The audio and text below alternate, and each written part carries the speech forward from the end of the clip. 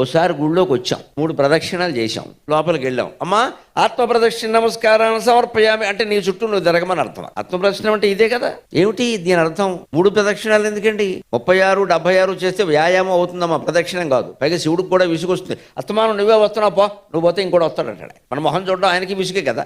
నీకు 76 ప్రదక్షిణాలు నువ్వు చేస్తావు, నీ మొహం చూడాల్సిన పని ఆయనకి ఏమిటి? ఇలా మొక్కుకోకూడదు, ఇవంతా పిచ్చిది. అది వ్యాయామం అవుతుంది. 3 లెక్క.